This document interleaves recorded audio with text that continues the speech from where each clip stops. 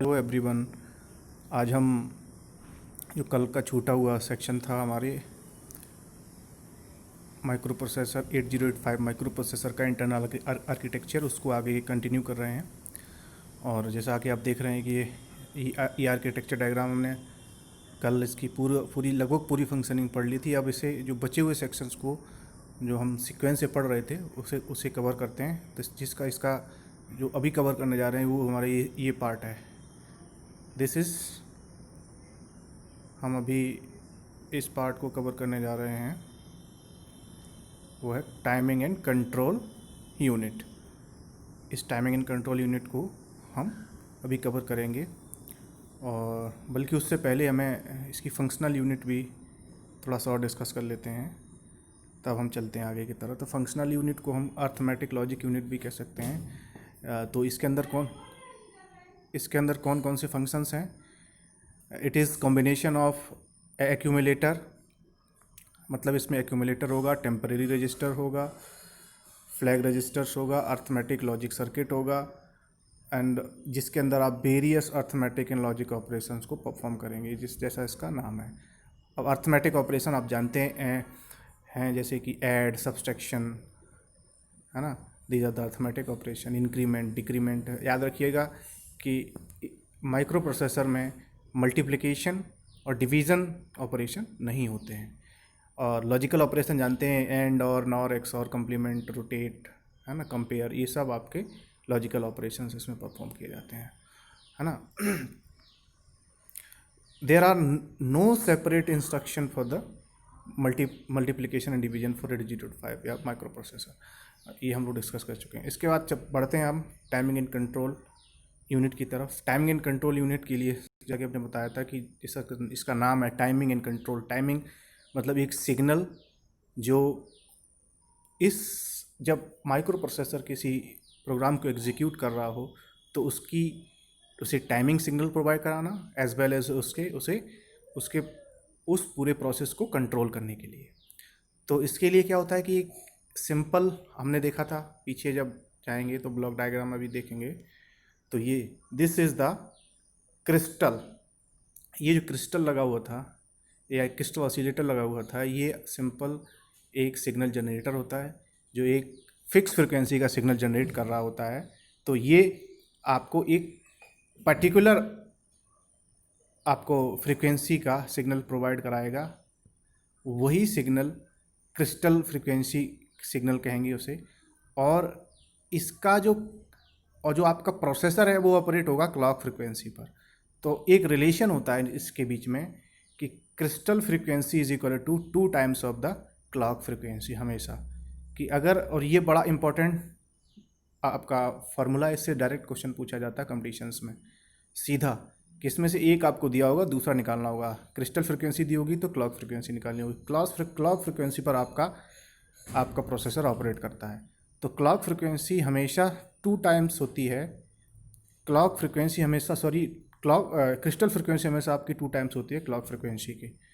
तो ये एक थंब रूल है, इसे आप मेमोराइज कर लीजिएगा। और 8085 के लिए जो क्लॉक फ्रिक्वेंसी की वैल्यू होती है टिपिकली 3 मेगाहर्ट्ज़। 3 मेगाहर्ट्ज़ पर आपका 8085 ऑपरेट करता है। और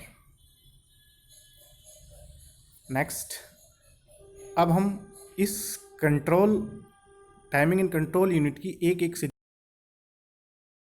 को डिस्कस, और ये एक सिग्नल आपके 8085 का एक पर्टिकुलर पिन को भी डिफाइन कर रहा होगा।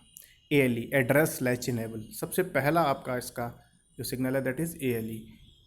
ALE का क्या मतलब है? जैसे कि इसमें लिखा हुआ एड्रेस लैच इनेबल, एड्रेस की लैच को इनेबल करने वाला signal. There is no separate data bus in the 8085। मतलब 8085 में जो डेटा बस के लिए कोई अलग से बसेस नहीं होती हैं, बल्कि मल्टीप्लेक्सिंग का इस्तेमाल होता है इसमें। यानी जो एड्रेस बस होती हैं उसी में से 8 डेटा बस मल्टीप्लेक्स फॉर्म में इस्तेमाल होती हैं। वो अब होती कैसे हैं? ALE के इस्तेमाल से। कैसे यहाँ ALE का कैसे इस्तेमाल होता है कि अगर ALE इज इक्वल टू 1, तो ऑल द लाइन्स जो आपकी एड्रेस लाइन्स हैं, वो all the lines will act as a only address line. अगर ALE आपका 0 है तो हायर ऑर्डर एड्रेस लाइन तो एड्रेस लाइन की तरह काम करेंगी, जैसे कि A8 से A15 तक एड्रेस लाइन होंगी, और AD7 से AD0 यानी AD0 से AD7 तक आपकी डेटा बस और एड्रेस बस मल्टीप्लेक्स हो जाती हैं। और इसमें मतलब डेटा बस भी और एड्रेस बस दोनों की तरह काम कर रही होती है। तो ये एड्रेस लैच इनेबल का काम होता है कि ये अगर एक है एड्रेस लैच इनेबल सिग्नल, अगर इस पे अगर ये सिग्नल इनेबल है यानी कि 1 है यानी कि हाई है, तो पूरी की पूरी आपकी 16 की 60 डेटा जो एड्रेस लाइन है वो सिर्फ एड्रेस लाइन की तरफ काम कर रही होंगी। अगर ये 0 है तो हायर ऑर्डर एड्रेस लाइन आपकी एड्रेस लाइन होंगी और लोअर ऑर्डर एड्रेस लाइन आपकी address plus data line multiplex form में काम कर रही होंगी। अगला सिग्नल है आपका that is a input output slash memory prime. इसका मतलब क्या है? इसका मतलब सिंपल है कि ये इंडिकेट्स मेमोरी और इनपुट आउटपुट ऑपरेशन। ये मेमोरी और इनपुट आउट ऑपरेशन को डिफाइन कर रहा होता है। सिंपली मेमोरी और इनपुट आउट ऑपरेशन को डिफाइन कर रहा होता है। कैसे डिफाइन कर रहा होता है कि अगर इस पिन पर अगर ये पिन डिसेबल है यानी 0 है, तो क्योंकि प्राइम का मतलब 0 होता है तो ये मेमोरी ऑपरेशन को डिफाइन कर रहा है। अगर ये 1 है तो सीधी सी बात है इनपुट आउटपुट को डिफाइन कर रहा है, क्योंकि इनपुट आउटपुट पर कोई प्राइम नहीं है, मेमोरी पर प्राइम है। प्राइम मतलब 0, अगर ये 0 है मतलब मेमोरी की तरह काम कर रहा है, अगर ये 1 है तो इनपुट आउटपुट की तरह काम कर रहा है। Very simple. इसी तरह से WR प्राइम, ये भी एक आपका कंट्रोल सिग्नल है। तो ये क्या है कि राइट कंट्रोल सिग्नल से बोलते हैं, और read control signal RD prime, ये 2 सिग्नल्स हैं। तो इनका भी सिंपल वही मतलब है कि अगर WR आपका इनेबल है तो मतलब इसका मतलब क्या है, यानी कि WR अगर आपका 0 है तो इसका मतलब ये क्या है, राइट ऑपरेशन परफॉर्म कर रहा है। अगर WR 1 है इसका मतलब राइट ऑपरेशन नहीं हो रहा वहाँ। इस तरह से रीड प्राइम यानी कि प्राइम सिग्नल है तो 0 पर ये एक्टिवेट होगा, यानी कि अगर 0 है तो रीड ऑपरेशन हो रहा है, अगर 1 है तो रीड ऑपरेशन नहीं हो रहा है। इन्हीं तीनों का कॉम्बिनेशन बना करके ये दिखाया गया है, एक टेबल बनी हुई है कि अगर input output slash memory prime और रीड एंड राइट प्राइम की कंडीशन अगर ये 0 1 0 है तो इसका मतलब है, इसमें 0 का मतलब क्या हो गया, मेमोरी। इसमें 1 का मतलब क्या हो गया, राइट तो नहीं होगा। तो क्या सिर्फ इसमें 0 का मतलब क्या है, रीड हो गया, तो मेमोरी रीड इसका मतलब हो गया पूरे का। इस तरीके से आप सारे इन्हें देख सकते पूरी टेबल के सारे कॉलम्स को। जैसे यहाँ अगर 0 है इसका मतलब क्या है, यहाँ मेमोरी। यहाँ 0 का मतलब क्या है, राइट हो गया। यहाँ 1 का मतलब क्या हो गया कि यहाँ रीड नहीं हो गया, तो ये क्या हो गया, मेमोरी राइट। इसी तरीके से इस पूरी टेबल आप समझ सकते हैं। इस तरीके से आगे बढ़ते हैं। अगला जो आपका कंट्रोल सिग्नल है उस S0 and S1, these are the status line which indicates the status of the bus cycle after an operation. मतलब एक ऑपरेशन के बाद बस की स्थिति को ये बताते हैं कि बस की स्थिति कैसी है। फॉर एग्जांपल इनकी भी एक टेबल है, जैसा कि ऊपर एक टेबल बनी हुई थी, इसमें मेमोरी इनपुट आउटपुट और S1 और S0 का स्टेटस है। अगर दोनों 0 हैं, इधर कुछ नहीं, ये खाली है, यहाँ दोनों 0 0 हैं, तो ये मतलब हाल्ट को इंडिकेट कर रहा है। ये आप देख रहे हैं कि यहाँ 0 इसका मतलब क्या हो गया, मेमोरी। यहाँ 0 का मतलब क्या हो गया कि ये इनेबल है क्योंकि ये प्राइम सिग्नल नहीं है। ये 1 है इसका मतलब ये सॉरी, यहाँ 0 इसका मतलब इनेबल है। यहाँ S1 जो आपका S0 है ये 1 है, इसका मतलब ये इनेबल है, तो क्या हो जाएगा, मेमोरी राइट। यहाँ से क्या आया आपका, राइट। तो इस तरीके से ये इस टेबल को आप समझ सकते हैं, जैसा कि ऊपर की टेबल हमने समझी थी। तो ये आपका कॉम्बिनेशन है कि अगर ये सिग्नल ऐसे ऐसे हैं कंट्रोल के, तो उसका इंटरप्रिटेशन क्या होगा, उसका मतलब क्या होगा। आगे चलते हैं। उसके बाद है होल्ड एंड HLDA। ये भी आपकी एक कंट्रोल सिग्नल या कंट्रोल पिन है। तो ये स्पेशली क्या होता है कि जब आपका मेमोरी और इनपुट आउटपुट डिवाइसेस के बीच में ह्यूज डेटा का ट्रांसफ़र करना होता है, तो अगर प्रोसेसर को इन्वॉल्व करेंगे तो बहुत समय लगेगा, क्योंकि प्रोसेसर के थ्रू डेटा आएगा तो कम डेटा आ पाएगा और समय लेगा। तो इसके लिए एक ऑपरेशन होता है डीएमए कंट्रोलर, एक ऑपरेटर होता है कौन सा, डीएमए कंट्रोलर, जो कि इसमें आपको दिख रहा होगा ब्लॉक डायग्राम में, this is the DMA controller. तो डीएमए कंट्रोलर क्या करेगा कि एक होल्ड सिग्नल भेजेगा प्रोसेसर को, और प्रोसेसर को जो होल्ड सिग्नल मिलेगा मतलब उसे रुक जाना है, उसे अब डेटा से उसे बंद हो जाना है अपने आप को, और फिर वो होल्ड का एक्नॉलेजमेंट भेजेगा कि ठीक है मैं होल्ड हो गया हूँ। जैसे ही ये होल्ड एक्नॉलेजमेंट सिग्नल इसे मिलेगा डीएमए कंट्रोलर को, तो डीएमए कंट्रोलर मेमोरी और इनपुट आउटपुट के बीच में सीधा कनेक्शन स्टेब्लिश कर देगा, और वरस्ट डेटा एक बहुत भारी मात्रा में डेटा इनके बीच में, इस डेटा का आदान प्रदान हो जाएगा। तो होल्ड और एचएलडीए का मतलब समझ में आ गया होगा कि इन दोनों पिन का क्या, इन दोनों सिग्नल्स का क्या मतलब है। होल्ड सिग्नल डीएमए कंट्रोलर भेजता है किसे, माइक्रो प्रोसेसर को, और माइक्रो प्रोसेसर एचएलडीए यानी होल्ड एक्नॉलेजमेंट भेजेगा कि हाँ हम होल्ड हो गए हैं, इसकी खबर देगा कि हाँ हम होल्ड हो गए हैं, और इस तरीके से ये इन दोनों के बीच में huge amount of data transfer हो जाता है बहुत तेज़ी के साथ। आगे बढ़ते हैं, ये सब वही डिस्कशन है जो हम अभी कर चुके हैं। अब हम चलते हैं नेक्स्ट पिन क्या है, रीसेट इन। तो रीसेट इन का मतलब क्या है, used to reset the processor, है ना, the program counter is initialize to 0000H। मतलब क्या है कि रीसेट ये आपका क्या करता है कि प्रोग्राम काउंटर को 0000 करने में, H का मतलब क्या है, हेक्साडेसिमल। 80 माइक्रो प्रोसेसर में जो भी ऑपरेशन होते हैं वो हेक्साडेसिमल में, डेसिमल में नहीं होते हैं, ना बाइनरी में होते बल्कि हेक्साडेसिमल में होते हैं। तो ये क्या है, आपका प्रोसेसर को रीसेट करने के लिए इस्तेमाल किया जाता है, और ये प्रोग्राम काउंटर को 000 पे पहुंचा देता है। उसके बाद है आपका रीसेट आउट। रीसेट आउट ये आप जो रीसेट इन है ये प्राइम सिग्नल था, मतलब क्या होगा, ये 0 पे एक्टिवेट होगा और 1 पर डिसएक्टिवेट होगा, डीएक्टिवेट होगा, यानी या ऐसे कहेंगे कि 0 पर ये इनेबल होगा और 1 पर डिसेबल होगा।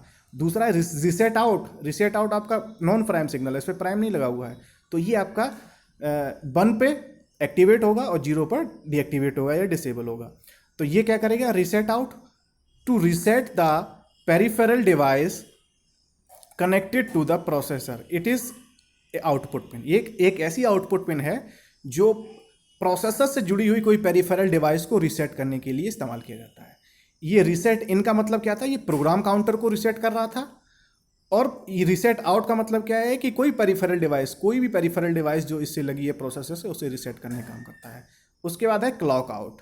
ये भी एक आउटपुट सिग्नल है। ये क्या करता है कि अगर आप कोई इनपुट आउटपुट डिवाइस प्रोसेसर से लगाते हैं तो उसको क्लॉक सिग्नल प्रोवाइड कराता है, जिससे कि प्रोसेसर और इनपुट आउटपुट सिग्नल के बीच, इनपुट आउटपुट डिवाइस के बीच में सिंक्रोनाइजेशन बना रहे। ये आपका क्लॉक आउट सिग्नल ये काम करता है। आगे बढ़ते हैं। Ready signal. रेडी सिग्नल क्या होता है कि when a processor communicate with the slow peripheral device, it monitors the status of ready signal. If it is high मतलब 1, then only the processor will either transmit or data or receive data from. मतलब जब कोई process, जो आपका processor होता है किसी slow peripheral device से लगा होता है, तो रेडी सिग्नल उसमें उसकी मदद करता है। मतलब क्या है कि अगर दो लोगों के बीच में कम्युनिकेशन हो रहा है, एक जो है वो थोड़ा स्लो है, तो दूसरा उससे कैसे कम्युनिकेट करेगा, इसके लिए वो अपनी किसी इंद्री का इस्तेमाल करेगा। जैसे कि मैं अगर किसी स्लो व्यक्ति से बात कर रहा हूँ तो मैं वेट करूँगा, किससे, मैं आँखों से देखूँगा, मैं उसके मेरे कान आँख ऑब्जर्व करेंगे, और जब वो हमें इशारा करेंगे तभी हम उससे अगली बात कहेंगे। इसी तरह से प्रोसेसर का अगर किसी स्लो पेरिफेरल से कम्युनिकेट कर रहा है तो उस दौरान अगर वो रेडी सिग्नल पे डिपेंड करेगा कि अगर रेडी सिग्नल इनेबल होगा, यानी कि क्योंकि ये नॉन प्राइम सिग्नल है तो 1 पे इनेबल होगा। अगर रेडी सिग्नल 1 है तभी जाकर के वो उससे डेटा का आदान प्रदान करेगा, या डेटा ट्रांसमिट करेगा उसके लिए, या डेटा उससे रिसीव करेगा। तो ये आपका रेडी सिग्नल है। ये कब इस्तेमाल होता है, only for communicating with the slow peripheral. Next आपका जो अगला पॉइंट है that is next unit, that is interrupt control unit. हमने देखा था उसमें एक इंटरप्ट कंट्रोल यूनिट भी थी, जिसमें मैंने बताया था 2 तरह के इंटरप्ट होते हैं, हार्डवेयर इंटरप्ट और सॉफ्टवेयर इंटरप्ट। तो इसमें देखते हैं क्या है। इंटरप्ट कंट्रोल यूनिट एक है जिसके अंदर आपको 2 तरह के इंटरप्ट मिलेंगे, hardware interrupt, software interrupt. Hardware interrupt क्या कौन कौन से होते हैं, there are the 5 hardware interrupt in 8085। According to priority, ये प्रायोरिटी के हिसाब से लिखे होंगे। सबसे ज़्यादा प्रायोरिटी का होता है ट्रैप, RST 7.5, RST 6.5, RST 5.5 और INT, ये आपके INTR, ये आपके हार्डवेयर इंटरप्ट्स हैं। ये सब आपके हार्डवेयर इंटरप्ट्स हैं। इसमें से जो आपका ट्रैप है, इट्स ऑल्सो, मतलब इसे मास्क नहीं किया जा सकता है, ये नॉन मास्केबल इंटरप्ट भी इसे कहते हैं। इनकी जो है वो भी जब इनका दिख कराएगा तो करेंगे। उसके बाद इसके अंदर 8 सॉफ्टवेयर इंटरप्ट्स होते हैं। कौन कौन से? RST 0 से लेकर के RST 7 तक, RST 0, RST 1, RST 2, RST 3, ये आपके सॉफ्टवेयर इंटरप्ट्स हैं। और ये आपके इसमें 8085 में इंस्ट्रक्शन की तरह भी इस्तेमाल किए जाते हैं। उसके बाद चलते हैं। उसके बाद नेक्स्ट आपका जो पॉइंट है that is the serial input output control. Serial input output control मतलब क्या है? सीरियल इनपुट डेटा और सीरियल आउटपुट डेटा, 2 पिन होती हैं, SID और SOD। तो जो SID है वो क्या काम करती है? It is the an input pin through which the processor receive the serial data and it is internally connected to the D7 bit of the accumulator. मतलब क्या है? सीरियली डेटा को एक्सेप्ट करती है ये SID पिन, और ये processor की D7 बिट से इसका इंटरनली कनेक्टेड जुड़ी हुई होती है। और SOD क्या होती है? Serial output data, the input pin through which the serial data is transmitted out of the processor. यानी कि सीरियल आउट है, ये सीरियली डेटा को आउटपुट करते हैं and it is internally connected to the D7 bit of the accumulator. और ये भी D7 बिट एक्यूमुलेटर की D7 बिट से इंटरनली कनेक्टेड होती है। तो ये हो गई आपकी सीरियल इनपुट और सीरियल आउटपुट दोनों पिन्स, SID और SOD। नेक्स्ट आपका ये पिन डायग्राम है।